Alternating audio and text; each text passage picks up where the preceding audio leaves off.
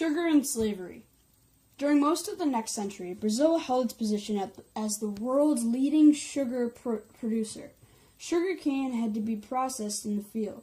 It was cut and pressed in large mills, and the juice was then heated to crystallize into sugar. The combination of agriculture and industry in the field demanded large amounts of capital for machinery and large quantities of labor for the back-breaking work. Figure 19.8.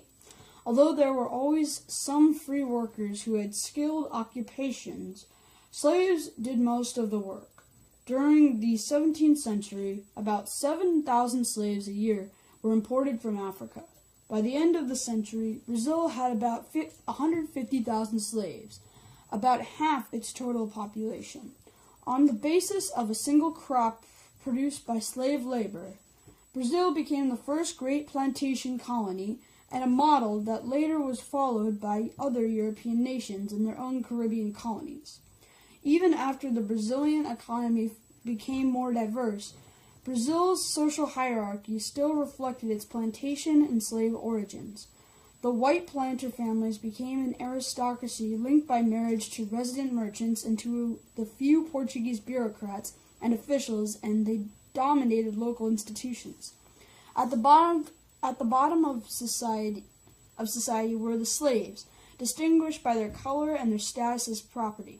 However, a growing segment of the population was composed of people of mixed origins, the result of miscegenation.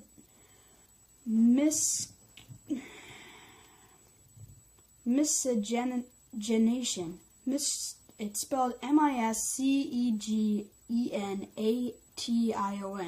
between whites, Indians, and Africans who, alongside poorer whites, freed blacks and free Indians, served as artisans, small farmers, herders, and free laborers. In many ways, society as a whole reflected the hierarchy of the plantation. Like Spain, Portugal created a bureaucratic structure that integrated this colony within an imperial system. A government general ruled from Salvador, but the governors in each captaincy often accepted independently and reported directly to the Overseas Council in Lisbon. The missionary orders were particularly important in Brazil, especially the Jesuits.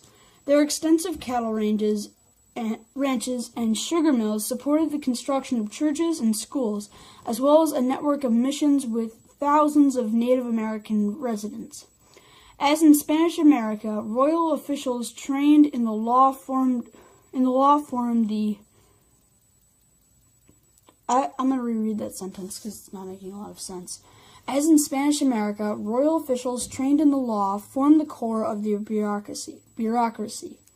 Unlike the Spanish Empire, which except for the Philippines was almost exclusively American, the Portuguese Empire included colonies and outposts in Asia, Africa, and Brazil.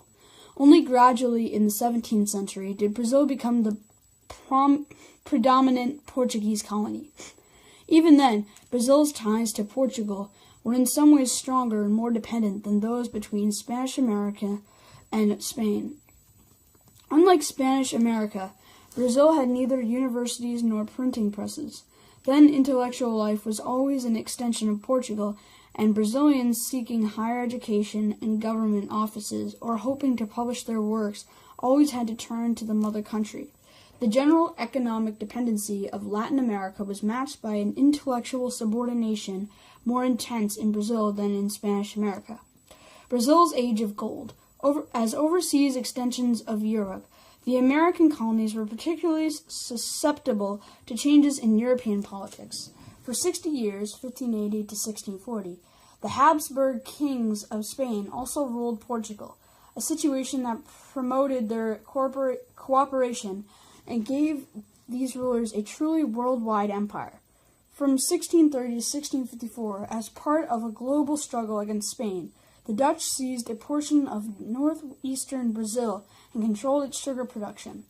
Although the Dutch were expelled from Brazil in 1654 by the 680s, the Dutch, English, and French had established their own plantation colonies in the Caribbean and were producing sugar with slave laborers. This competition, which led to a rising price for slaves and falling world price for sugar, undercut the Brazilian sugar industry, and the colony entered into hard times. Eventually, each European nation tried to establish an integrated set of colonies that included plantations, the Caribbean, Brazil, in parentheses, the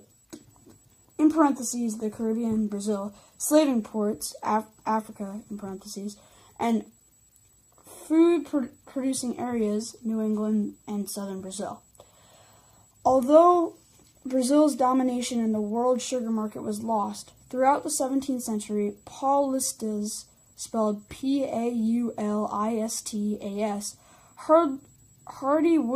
hardy backwoodsmen from Sao Paulo, an area with few sugar plantations, had been exploring the interior, capturing Indians, and searching for precious metals. These expeditions not only established Portuguese claims to much of the interior of the continent, but eventually were successful in their quest for wealth.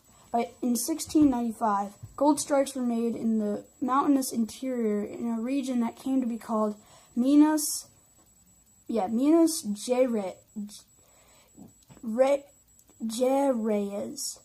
Gerais, General Mines.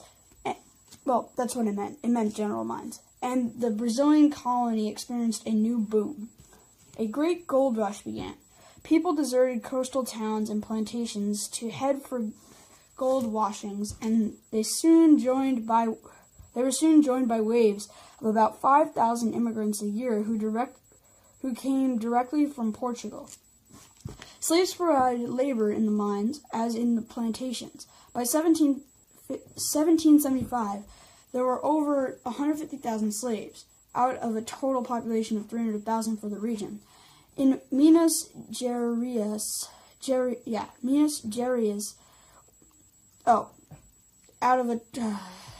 going to reread that sentence. By 1775, there were over 150,000 slaves, out of a total of population of 300,000 for the region in Minas Gerais. While wild mining camps and a widely open society eventually coalesced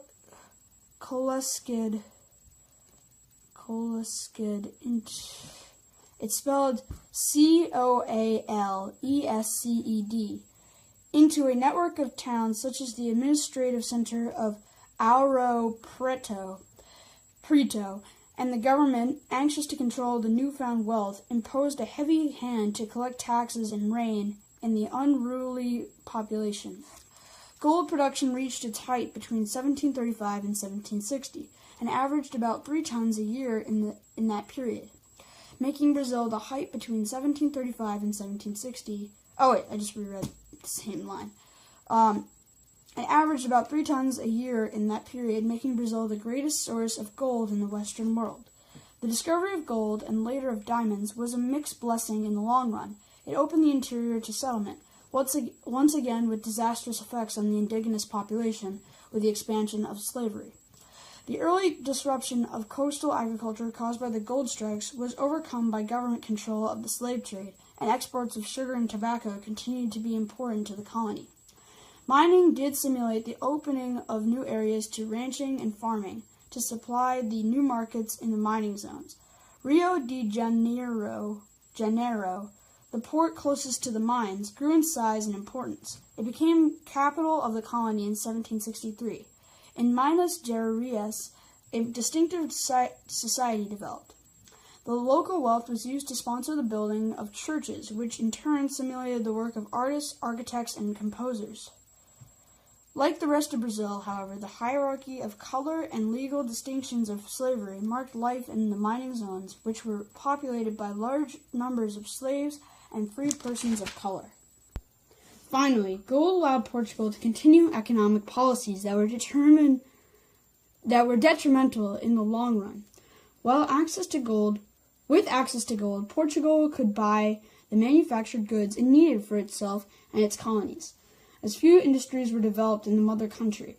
Much of the Brazilian gold flowed from Portugal to England to pay for manufactured goods and to compensate for a trade imbalance. After 1760, as the supply of gold began to dwindle, Portugal was again in a difficult position.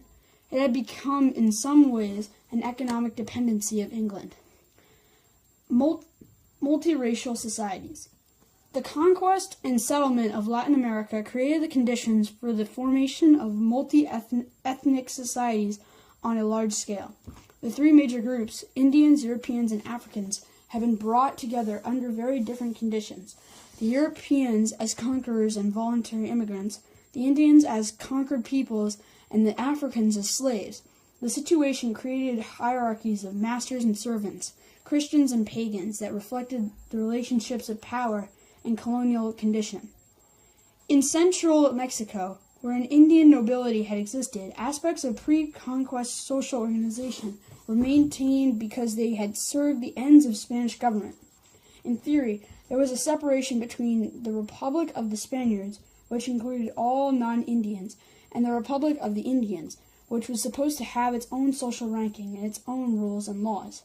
This separation was never a reality, however, and the Republic of the Indians always formed the base on which all society rested.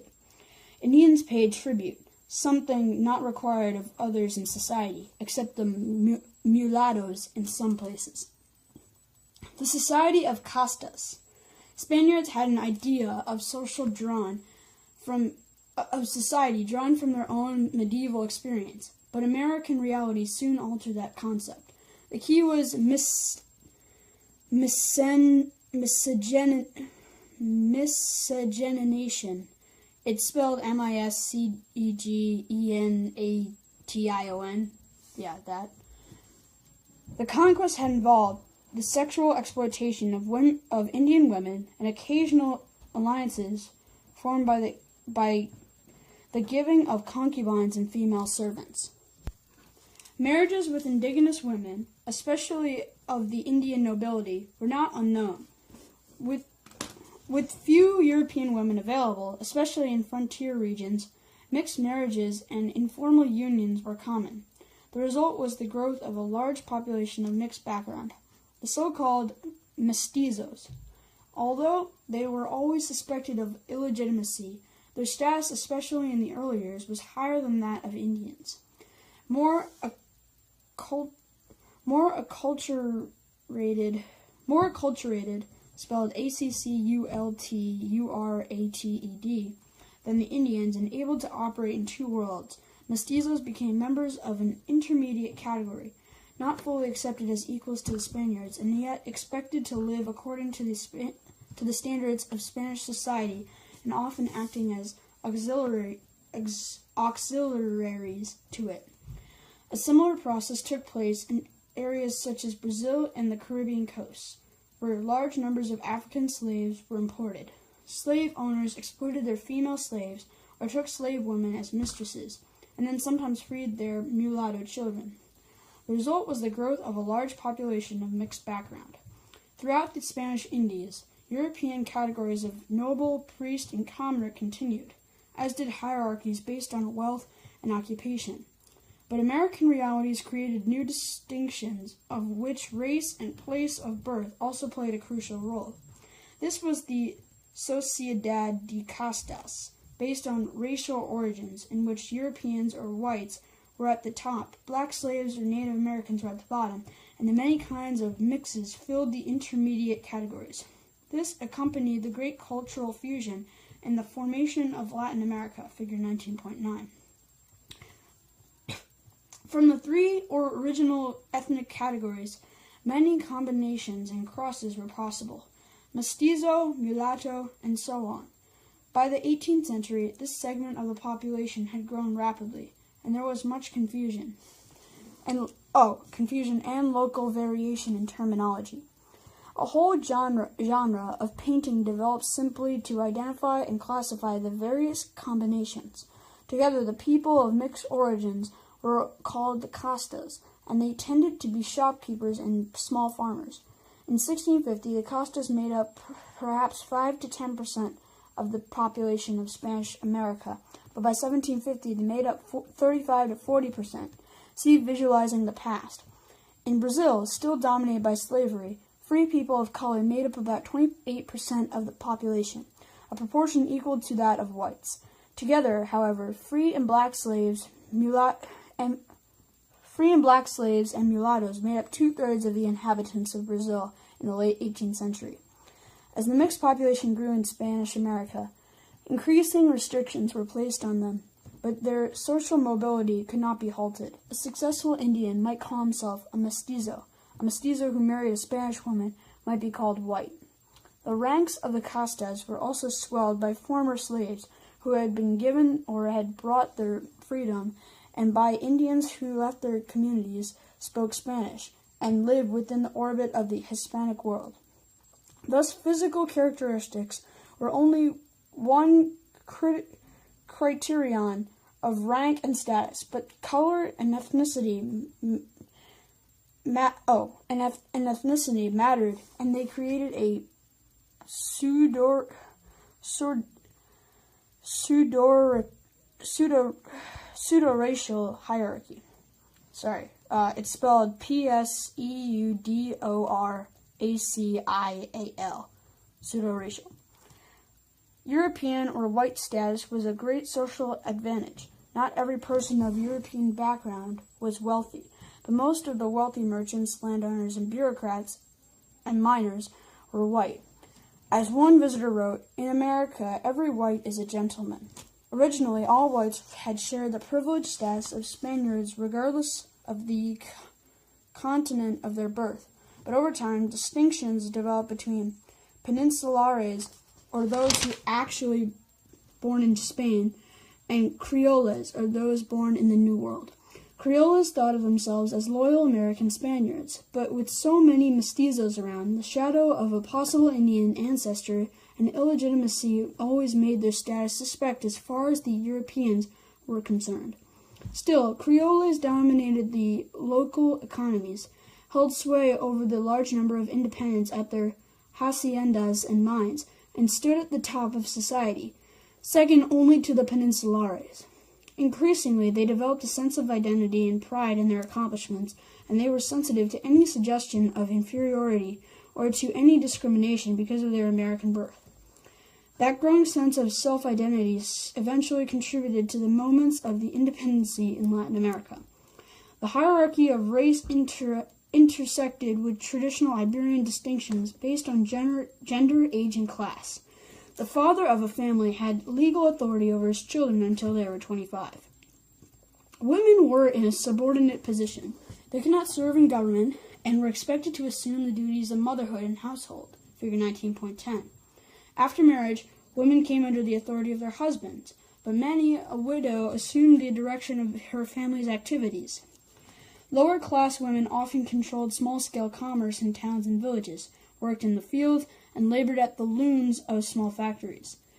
Marriages were often arranged and accompanied by the payment of a dowry, which remained the property of the woman throughout the marriage.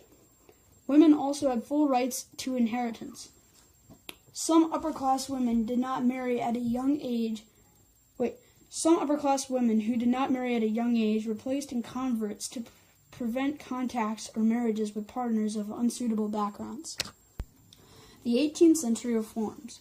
No less than in the rest of Europe, the 18th century was a period of intellectual ferment in Spain and Portugal, as well as in their empires. In Spain and its colonies, small clubs and associations called themselves Amigos del País, or Friends of the Country, met in many cities to discuss and plan all kinds of reforms. Their programs were for material benefits and improvements, not political changes. In Portugal, foreign influences and ideas created a group of progressive thinkers and bureaucrats open to new ideas in economy, education, and philosophy. Much of the change that came in both empires resulted in much from the changing European economic and demographic realities as from new ideas. The expansion of population and economy in Europe and the increased demands for American products along with the series of wars in the 18th century, gave the American colonies a new importance. Both the Spanish and Portuguese empires revived, but with some long-term results that eventually led to the fall of both. The shifting balance of politics, and trade. By the 18th century, it was clear that the Spanish colonial system had become outmoded and that Spain's exclusive hold on the Indies was no longer secure. To some extent, the problem lay in Spain itself, beset by foreign wars, increasing debt, declining population, and internal revolts. A weakened Spain was threatened by a powerful France and by the rising mercantile strength of England and Holland, whose Protestantism also made them natural rivals of Catholic Spain. Since the 16th century, French, Dutch, and English ships' captains had combined contraband trade with raiding in the Spanish Empire, and although Spain's European rivals could not seize Mexico or Peru, the sparsely populated islands and coasts of the Caribbean became likely targets. Buccaneers owning allegiance to no nation raided the Caribbean ports in the late 17th century. Meanwhile, the English took Jamaica in 1654. The French took control of western Hispaniola, Haiti, by 1697, and other islands fell to the English, French, and Dutch. Many of the islands turned to sugar production and the creation of slave and plantation colonies, much like those in Brazil. These settlements were part of a general process of colonization, of which the English settlement of eastern North America and the French occupation of Canada and the Mississippi Valley were also part. Less apparent than the loss of territories, but equally important, was the failure of the Spanish mercantile and political system. The annual fleets became irregular. Silver payments from America declined, and most goods shipped to the West Indies, and even the ships that carried them, were non-Spanish in origin.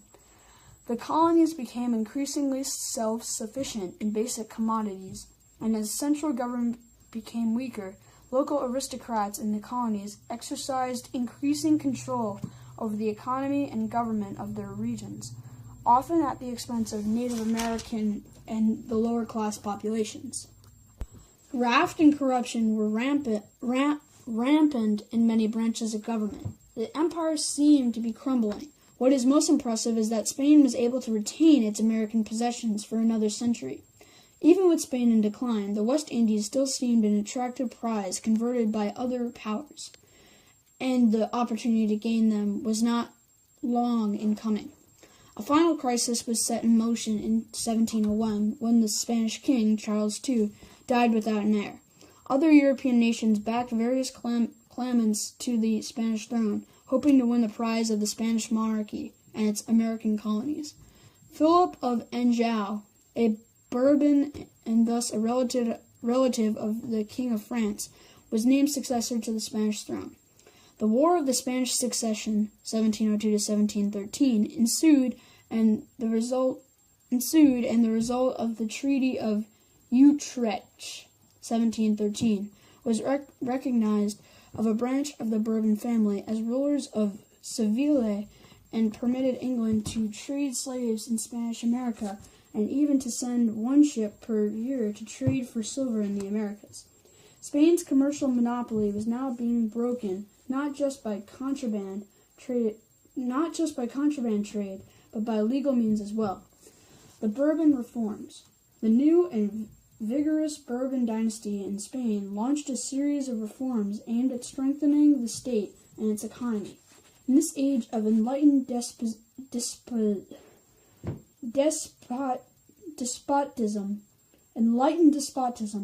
the Spanish Bourbon monarchs, especially Charles III, 1759 to 1788, were moved by economic nationalism and a desire for strong centralized government to institute economic, administrative, and military reforms in Spain and its empire. The goal of these rulers and their progressive ministers was to revive Spain within the framework of its traditional society. Their aim was to make government more effective, more powerful, and more able to direct the economy. Certain groups or institutions that opposed these measures or stood in the way might be punished or suppressed. The Jesuit order, with its special allegiance to Rome, its rumored wealth, and its missions in the New World, which controlled almost 100,000 Indians in Paraguay alone, was a prime target. The Jesuits were expelled from Spain and its empire in 1767, as they had been from the Portuguese Empire in 1759. In general, however, the entrenched interests of the church and the nobility were not frontally attacked as long as they did not conflict with the authority of the crown. The reforms were aimed at material improvements and a more powerful state, not social or political upheaval. French bureaucratic models were introduced. The system of taxation was tightened. The navy was reformed, and new ships were built. The convoy fleet system was abandoned, and in 1778, new ports were opened in Spain and America for the West Indies trade, although trade was still restricted to Spaniards or to the ships sailing under Spanish license. In the West Indies, the Bourbons initiated a broad program of reform. New viceroyalties were created in New Granada, 1739, and Rio de Plata, 1778, to provide better administration and defense to the growing populations of these regions. Royal investigators were sent to the Indies. The most important of them, José de Galvez, spent 6 years in Mexico before returning to Spain to become Minister of the Indies and Chief Architect of Reform. His investigations, as well as reports by others, revealed the worst abuse of graft and corruption, which implicated the local magistrates and the Creole landowners and aristocracy. Galvez moved to eliminate the Creoles from the upper bureaucracy of the colonies. New offices were created. After 1780, the corregidores, or local magistrates, were removed from the Indian villages, and that office was replaced by a new system of intendants, or provincial governors, based on French models. This intendancy system was introduced throughout the Indies. Such measures improved tax collection and made government more effective, but the reforms also disrupted the patterns of influence and in power, especially among the Creole bureaucrats, miners, and landowners, as their political power declined. Many of the reforms in America were linked directly to defense and military matters. During the century, Spain was allied with France, and the global struggle between England and France for world hegemony, spelled Hegemony, made Spain's American possessions a logical target for English attack. During the 7 Years' War, 1756 to 1763, the losses of Florida and the English seizure of Havana shocked Spain into action, particularly because when England held Havana in 1762, Cuban trade boomed. Regular Spanish troops were sent to New Spain, and militia units led by local Creoles who were given military rank were created throughout the empire. Frontiers were expanded, and previously unoccupied or loosely controlled regions, such as California, were settled by a combination of missions and small frontier outposts. In the Rio de la Plata, foreign competitors were resisted by military means. Spain sought every means to strengthen itself and its colonies. During the Bourbon reforms, the government took an active role in the economy. State monopolies were established for items the government considered essential, such as tobacco and gunpowder. Whole new areas of Spanish America were open to development. Monopoly companies were granted exclusive rights to develop certain colonial areas in return for developing the economies of those regions. The commerce of the Caribbean greatly expanded under more liberal trading regulations. Cuba became another full-scale plantation and slave colony, exporting sugar, coffee, and tobacco, and importing large numbers of Africans. Buenos Aires, on the Rio de Plata, proved to be a great success story.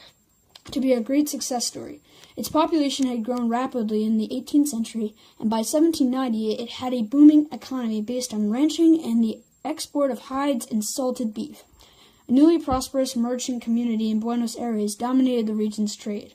The commercial changes